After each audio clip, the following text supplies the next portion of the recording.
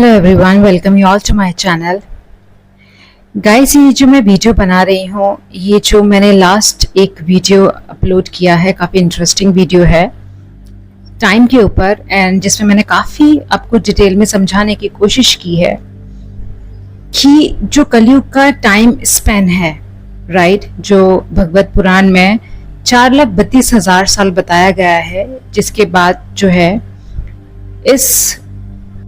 इस दुनिया का जो है युग परिवर्तन बताया गया है। अगर हम इसमें स्क्रिप्चर्स खोलकर देखें, अगर हम बात करें तो उसमें ये बताया गया है कि जो कलयुग का टाइम स्पैन है वो 4,32,000 है, जो कि हमारे सेजेस ने उस वक्त ये एस्टिमेट किया था। और मैंने उस वीडियो में बहुत अच्छे से समझाया है कि ऐसे क्या कारण है जिसकी वजह से जो टाइम है रिड्यूस हो गया है। अगर हम बैक में जाके देखें तो 5,000 या 7,000 जो है कैलकुलेट किया जाता है कि अभी केवल इतनी ही लाइफ रही है कलयुग की, और अब जो है लोग क्लेम कर रहे हैं कि कलयुग बहुत जल्दी में भी 2 डिकेड्स और 3 डिकेड्स में खत्म होने वाला है। ये मेरी खुद की रिसर्च है, ये मैंने खुद भी क्लेम किया है, इसलिए मैंने अपने चैनल पे युग परिवर्तन के ऊपर सीरीज भी बनाई है जिसमें मैं एनर्जी अपडेट्स देती हूँ, राइट।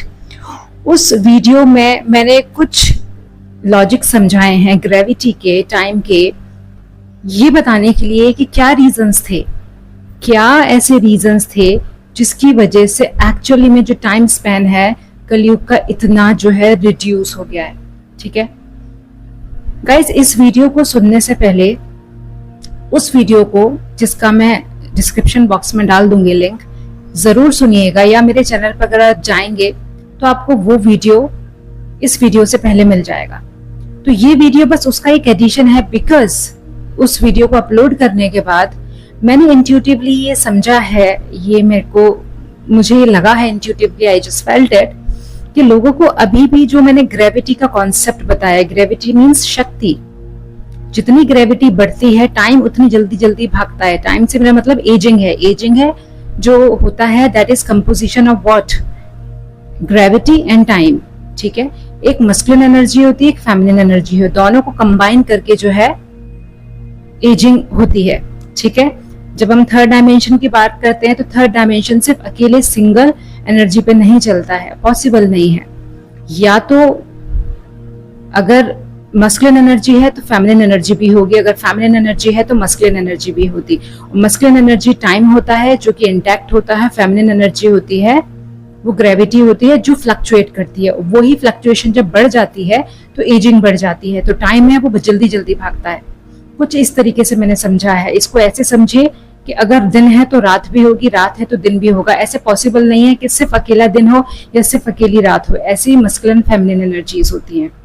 ठीक, तो कुछ इस टेक्निकल लैंग्वेज में मैंने वहां पर समझाने की कोशिश करी थी, और मैं आपसे फिर से रिपीट करती हूँ, इस वीडियो को सुनने से पहले अगर आप सीरियसली जानना चाहते हैं, प्रॉपर एक लॉजिक जानना चाहते हैं कि टाइम स्पेन कैसे इतना रिड्यूस हो गया है कलयुग का, तो प्लीज उसको जाके चेकआउट जरूर कीजिएगा। और ये जो कुछ मैं बता रही हूँ ये चैनल मैसेजेस हैं, ये मेरे अपने स्पिरिट गाइड से जो मैंने डिस्कस किया है, जो रिसर्च किया है, जिन्होंने मुझे हेल्प किया है रिसर्च में, उसके बेसिस पे मैं बता रही हूँ। ठीक है, तो इसको प्लीज ध्यान से समझिए। और इस वीडियो में मैं आपको बहुत लेमन लैंग्वेज में समझाने वाली हूँ। ये वीडियो मैं उन लोगों के लिए बना रही हूँ जो कि टेक्निकल लैंग्वेज नहीं समझते हैं, जिन्हें ग्रेविटी समझ नहीं आता, जिन्हें टाइम समझ नहीं आता, मैं उनके लिए ये जो है वीडियो बना रही हूँ, सो दैट ये समझे। ठीक है, आप एक एग्जाम्पल के थ्रू मैं आपको समझाती हूँ, उसको एक समझिए।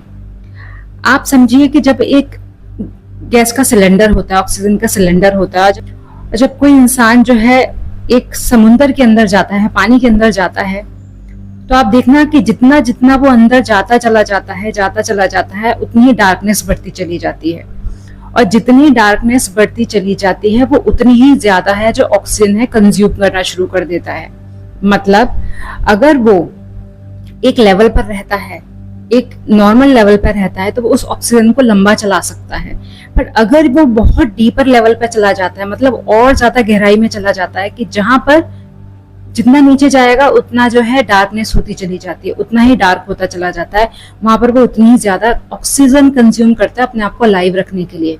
एग्जैक्टली इसी तरीके से कलयुग को समझिए। ईश्वर ने हम लोगों को एक क्वांटिटी दिया है ऑक्सीजन का, और वो ऑक्सीजन है द कोशेंट ऑफ लव।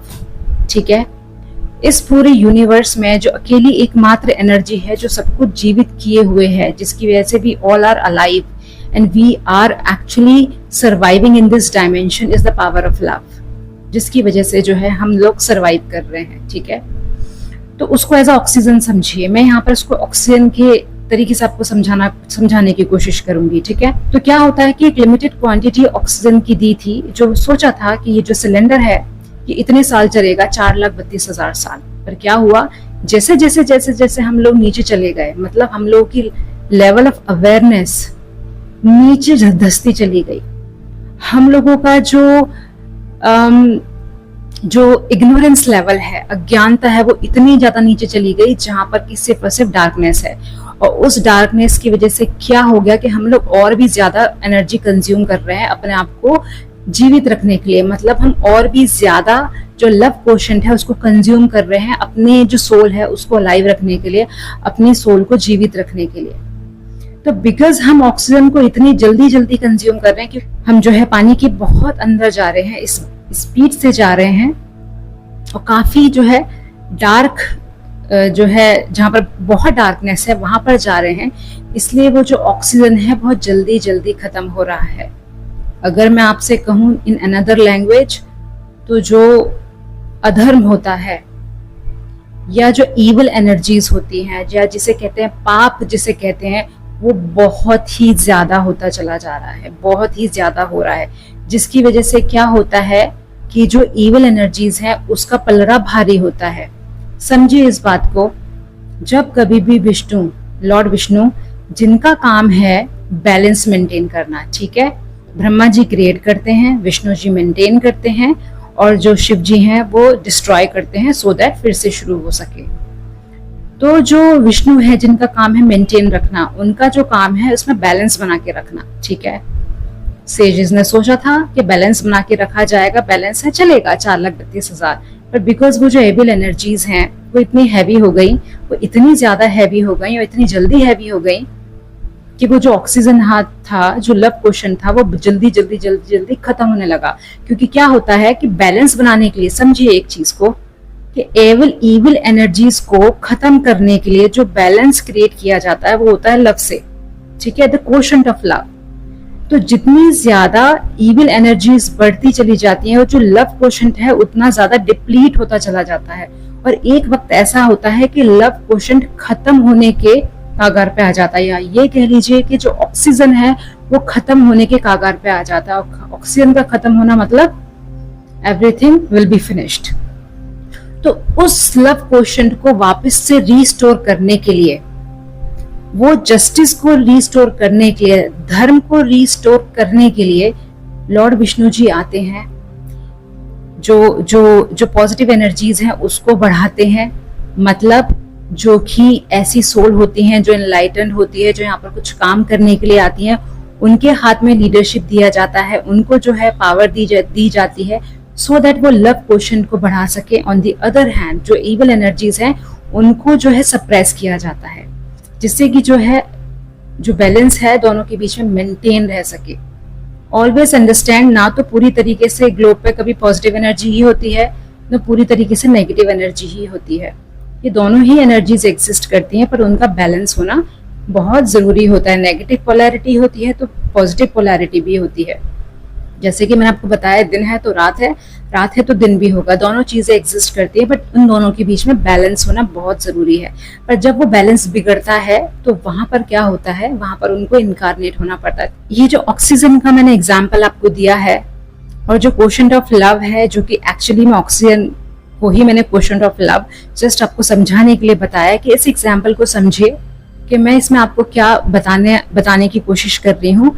यही एक्चुअली रीजन है जिसकी वजह से इतनी जल्दी है जो कलयुग से सतयुग का टाइम है वो इतनी जल्दी अराइव हो रहा है, जिसकी वजह से युग परिवर्तन का जो है प्रोसेस है बहुत जल्दी शुरू हो गया, सो दैट बैलेंस मेंटेन किया जा सके, so that quotient of love जो कि बिल्कुल खत्म होने जा रहा है अर्थ पे, और उसके खत्म होने का मतलब है कि अर्थ का ही खत्म होना, ठीक है, उसको रिस्टोर करने के लिए ये युग परिवर्तन का जो प्रोसेस है वो शुरू ऑलरेडी हो चुका है। So thank you so much guys for listening to me. कोई कंफ्यूजन है, स्टिल आपको लगता है इतनी जो मैंने सिंपल एग्जाम्पल से समझाने की आपको कोशिश की है, फिर भी आपको कुछ डाउट है, तो कमेंट बॉक्स में अपना क्वेश्चन डाल सकते हैं। प्लस इससे रिलेटेड कोई चाहते हैं मैं टॉपिक बनाऊं, एक वीडियो बनाऊं, then let me know, I'll be more than happy doing it. Plus guys, don't forget to subscribe to my channel so that इसी तरीके के सीक्रेट्स जो है मैं आपके साथ आगे शेयर कर सकूं। Thank you so much.